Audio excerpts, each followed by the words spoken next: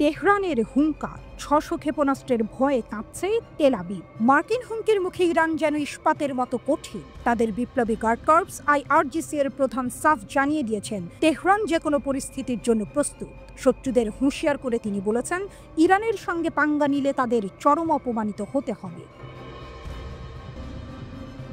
দক্ষিণ পূর্ব শহর মাশহাদে এক সমাবেশে মেজর জেনারেল হোসেন সালামি যেন আগুনের গোলা ছুড়লেন। 2015 সালের পরমাণু চুক্তি নিয়ে আলোচনা ভেস্তে গেলে ওয়াশিংটন ইরানের ওপর হামলা করতে পারে এমন হুমকির জবাবে তিনি গর্জে উঠলেন।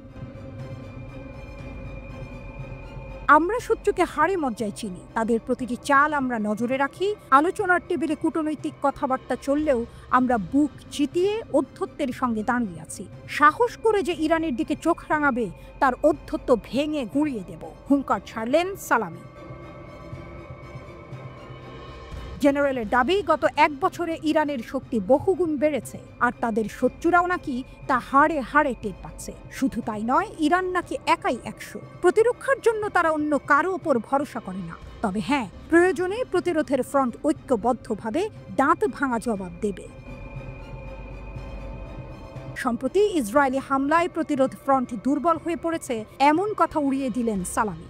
বরং সাম্প্রতিক হামলাগুলো প্রমাণ করেছে প্রতিরোধ আরও শক্তিশালী হয়েছে। তার ভাষায়, শত্রুরা ভেবেছিল প্রতিরোধ ফ্রন্ট বুঝি দুর্বল হয়ে গেছে, কিন্তু তারা দেখলো গাজা আরও শক্তিশালী হয়েছে। ইয়েমেন এখন আরও নিখুঁতভাবে ক্ষেপণাস্ত্র ছুঁড়ছে, আর হিজবুল্লাহ তাদের শক্তি পুনরুদ্ধার করেছে। তবে আসল বোমাটা ফাটালেন ইসরায়েল প্রসঙ্গে।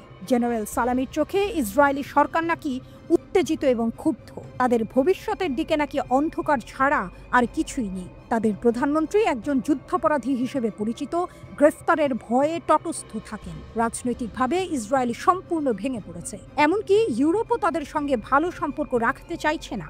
অর্থনৈতিক অবস্থাও তাদের খারাপ। আমেরিকার সাহায্য ছাড়া তারা একদিনও টিকতে পারবে না, যেন ভবিষ্যৎবাণী করলেন সালামি। এরপর তিনি টেনে আনলেন ইয়েমেনের হুথি বিদ্রোহীদের প্রসঙ্গ, যারা ইয়েমেনের একটি ক্ষেপণাস্ত্র সহ্য করতে পারেনি। তারা 600টি ক্ষেপণাস্ত্র একসঙ্গে পড়লে কি করবে, প্রশ্ন ছুড়ে দিলেন জেনারেল। সম্প্রতি বেন গুরিয়ন বিমানবন্দরে ইয়েমেনি ক্ষেপণাস্ত্র হামলার কথা মনে করিয়ে দিলেন তিনি, যেন এই 600 ক্ষেপণাস্ত্রের হুঙ্কারেই তেল আবিবের রাতের ঘুম উড়ে যাবে। শুধু ইসরায়েল নয়, আমেরিকার দিকেও কামান দাগলেন সালামি। তার মতে, মার্কিন প্রেসিডেন্ট ডোনাল্ড ট্রাম্প শুধু সমস্যাই বাড়িয়েছেন, আর এখন নাকি খোদ আমেরিকাই টালমাটাল, দুর্বল সেনাবাহিনী আর ক্ষমতাহীন নেতাদের নিয়ে ঢুকছে। আমেরিকা জানে যুদ্ধ তাদের কোনো সমস্যার সমাধান করেনি। তাদের সেনাবাহিনী ক্লান্ত, দুর্বল, রাজনৈতিক নেতারা অবরুদ্ধ, ক্ষমতাহীন। তারা নিজেরাই এখন বিরাট সংকট আর চ্যালেঞ্জের মুখে, বললেন IRGC প্রধান।